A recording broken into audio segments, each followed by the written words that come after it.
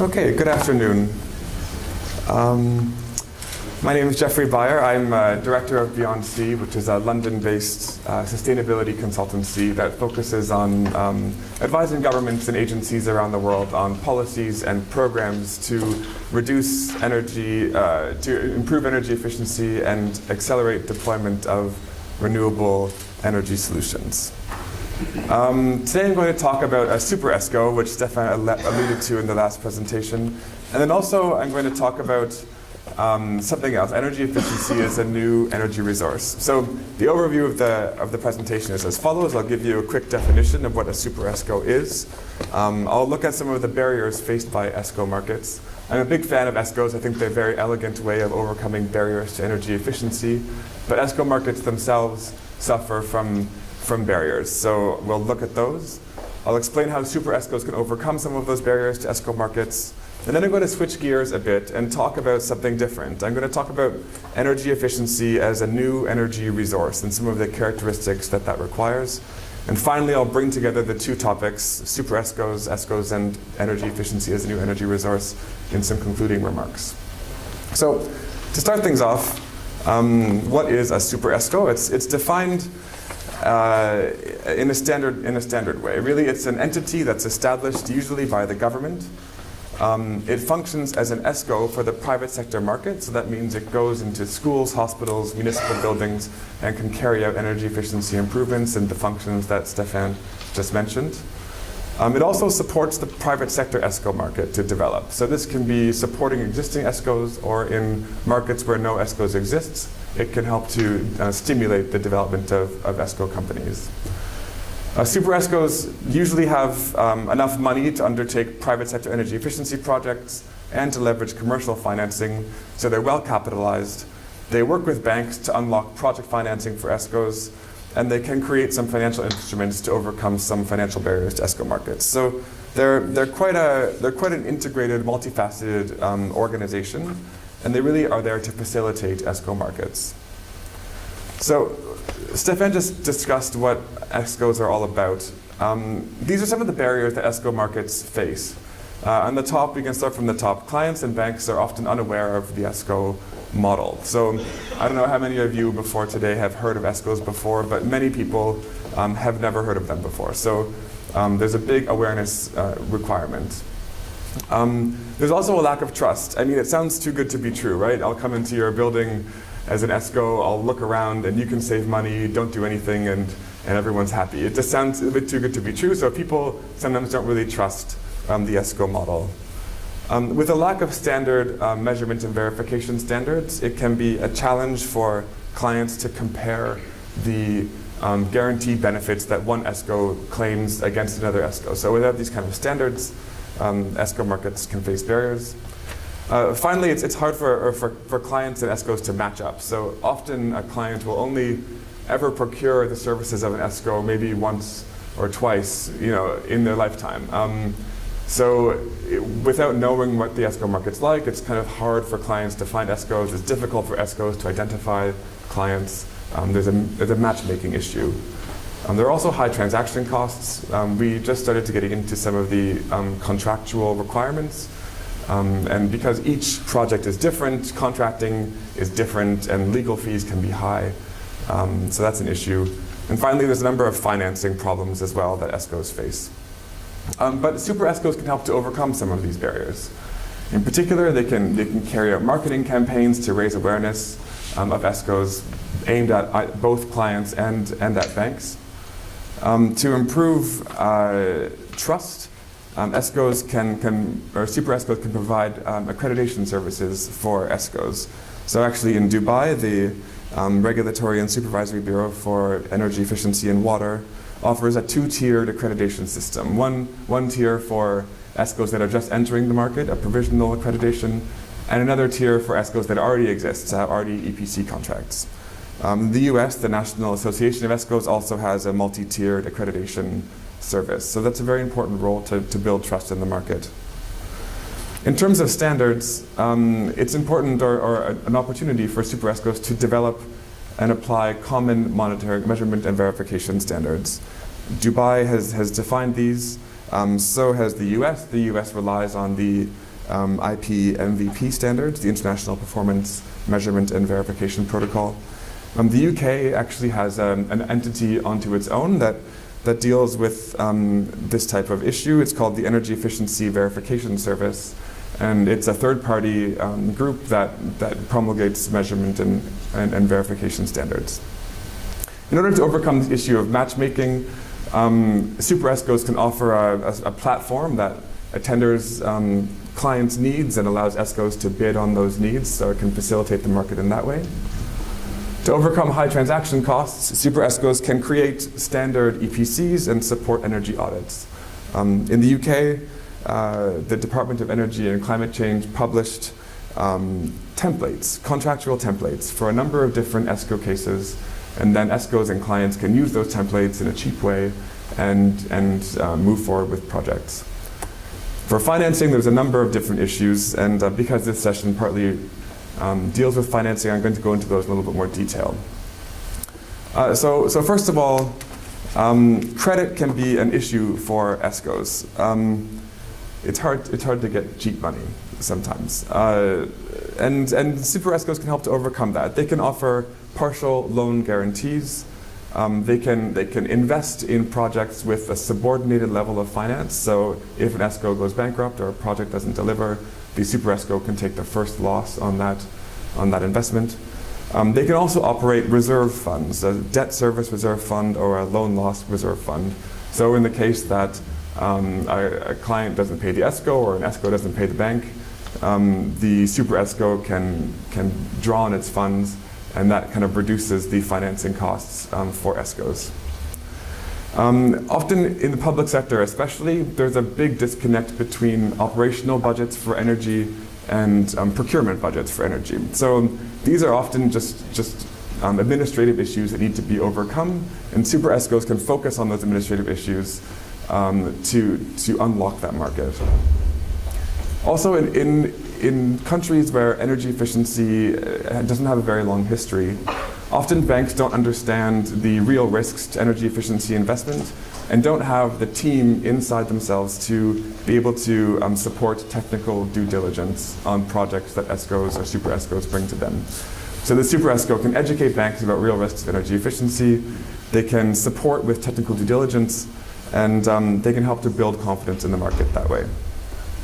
Finally, sometimes ESCOs, if they're investing a lot of upfront capital in projects that pay back over 5, 7, 10 years, ESCOs can build up a large debt pile with only future receivables, and the asset to debt ratio doesn't quite match up, right? So, and they can have to just wait until they're repaid on the future savings of their projects before they can do new ones. It's not a good situation. So super ESCOs can maybe consolidate projects, buy future receivables from these people, recapitalize ESCOs, allow them to do the work they want to do, and sit on future energy savings. So super ESCOs in that way overcome a number of these financial barriers. Now I'm going to switch gears, like I said, and talk about the energy system. I think it's interesting for a room of engineers to talk about today's networked energy system. So there are many parts to this system. You've got conventional generation, solar, wind, demand response, where a grid operator can phone up a factory or a large supermarket and ask them to reduce their load at certain peak times. You've got grid optimization and energy storage. So a bunch of different opportunities to balance the grid. And all of these things can be controlled by the grid operator, or at least in the case of solar and wind, they're predictable. They have special value for the grid operator because they can be deployed at different times of day, in different locations, and have a specific or predictable size or magnitude. Okay, so the grid operator in their day-to-day operations anticipates what the load on the electricity grid is going to be, and then buys enough supply and flexible resource in order to meet that demand. So the grid operator is always trying to match supply and demand, and that way to keep the grid balanced. Energy efficiency is also another energy resource. It's often called the first fuel because the megawatt of energy you never burn is the cheapest one, right? So that's why it's called the first fuel. But this isn't actually always true. In areas with high renewable energy penetration, let's talk about California, for example, In California, they've got lots of distributed solar, and in the springtime and the autumn, when air conditioning loads are quite low, during the daytime you have lots of solar generation and very low demand. So when you have high supply and low demand, electricity prices collapse, okay? What that means is that California exports its electricity to neighboring states, but because there's so much supply and so little demand in California, they actually have to pay states next to them to take their energy, okay? So Oregon, to the north of California, gets paid to use California's electricity. And Oregon then actually shuts off its hydropower generation plants to take California's electricity. So this isn't actually a very good thing, right? And if energy efficiency depresses demand during these shoulder periods, then California's problem is going to get worse, not better, right? It doesn't make sense for Californian ratepayers. They're paying Oregon to use their electricity. It doesn't make sense from a climate change perspective because Oregon's turning off its clean hydropower. It doesn't really make sense. So in some cases, energy efficiency isn't always the best option.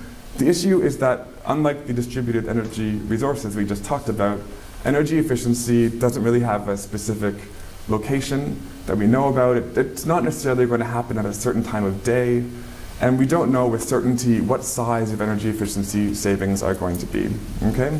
So it's the first fuel, but maybe not in all circumstances. Another issue is also something called the Jevons paradox, where energy efficiency actually leads to more consumption of energy. So the economist William Jevons warned that gains from energy efficiency might actually be more than offset by increased consumption. It can take many forms. You know, if you get a really efficient air conditioner, then you might really cool your house down a lot and actually end up using more energy. Or if you get a really efficient car, you might decide to take even further trips and burn more fuel. Or if you get low-fat ice cream, you might decide to eat twice as much, right? There's this link between technology and behavior, and that's what the Jevons paradox shows, that sometimes, you know, when you get a good thing, you just overconsume it. And this can be a problem, right? So this is a picture of California's electricity demand. It's kind of this duck-shaped curve. And you can see that in the morning, you know, there's average, and then in the middle of the day, when there's lots of sun, lots of distributed generation, the demand from the central grid actually goes way down. And then at nighttime, when the sun is setting and there's an overlap between residential and commercial loads as people are moving between work and home, you get this massive ramp up of energy demand.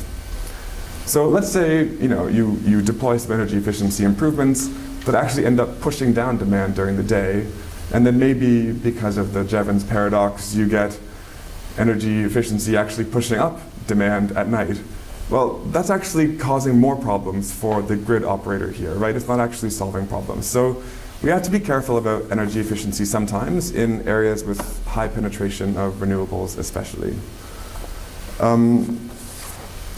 So what does that actually mean? The point is that without fully understanding the specific impact of energy efficiency improvements, energy efficiency will kind of remain outside of the set of distributed energy resources that have value for systems operators. Utilities need to be able to shape the supply and demand curves so that they match each other, okay? That's what is valuable for utilities.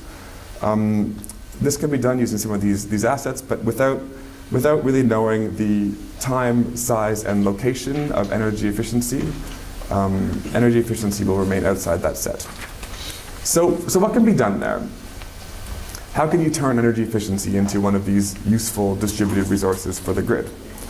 So first, you need to be able to measure energy efficiency properly, okay? This can be a challenge, though, because energy efficiency isn't actually a real thing. You know, it's the absence of a thing. It's the absence of consumption. So it is by definition a calculated value, right? You're calculating energy consumption after an energy efficiency intervention compared to a presumed baseline, what you think energy efficiency would have been in the absence of the intervention. So it is by definition a calculated assumption. There are many variables that go into it, right? What's building occupancy, what's production levels, what are ambient temperatures. All these variables go into this calculation. And you can give 10 engineers the same data set and get 10 different results about what the energy efficiency improvement has been, because all these variables go into it. And each of these engineers will have the right answer, but they'll all be different answers. So energy efficiency is hard to calculate. Really what you need is standard methods. And with standardization, you can start to get consistency across the board.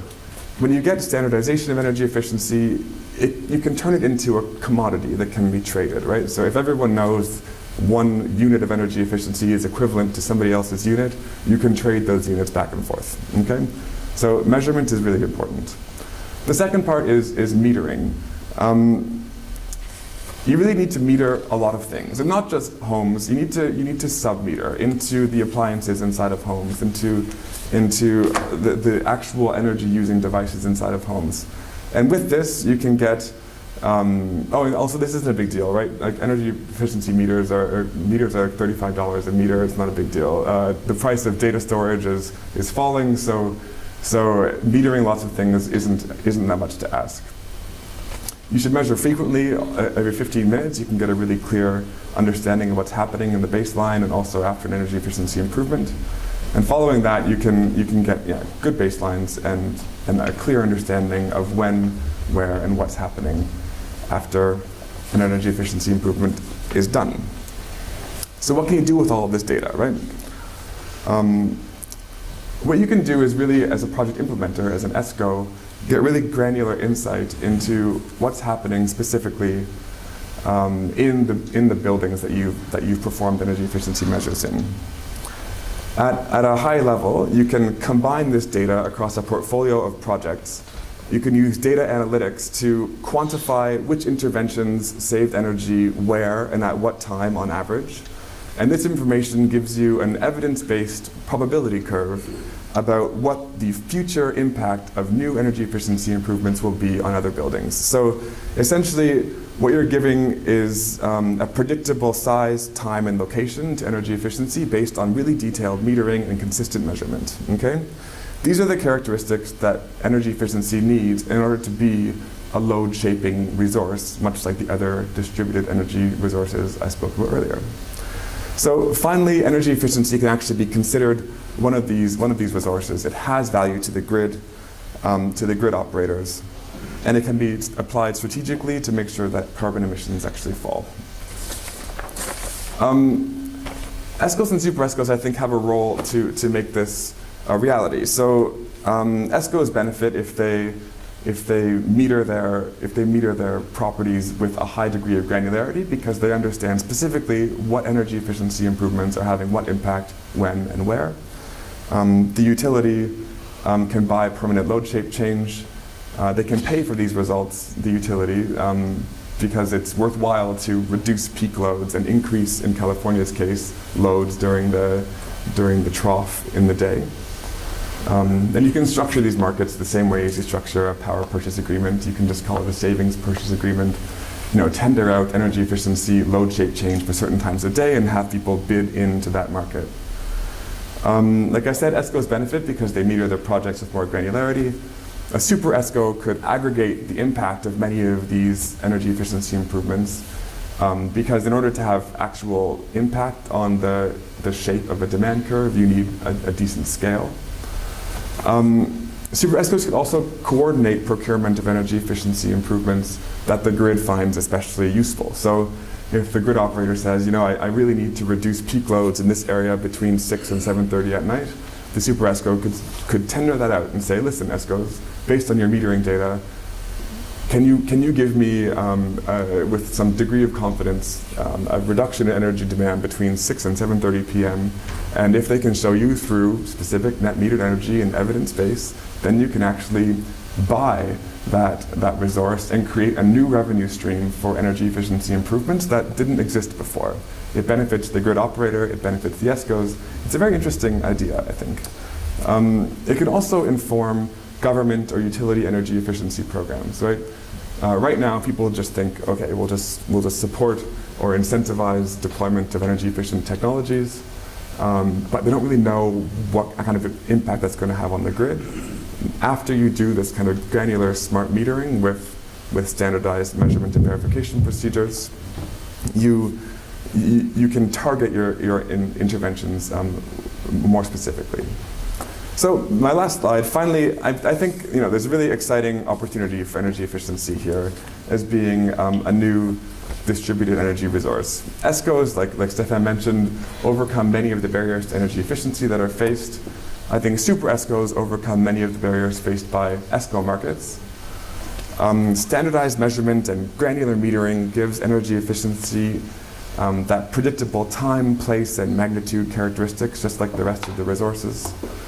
By bundling and securitizing energy efficiency outcomes, you can actually better control grid management, you can sell load shaping services to the grid operator, and you can create brand new revenue streams for energy efficiency that didn't exist before. I think really ESCOs and super ESCOs have a role to play in this market. I think it's a really exciting opportunity and one that, for me anyway, was different than any other type of distributed energy resource and opens up new revenue streams to support what we all want, which is more energy efficiency. So, thank you very much. Thank you very much. Very concise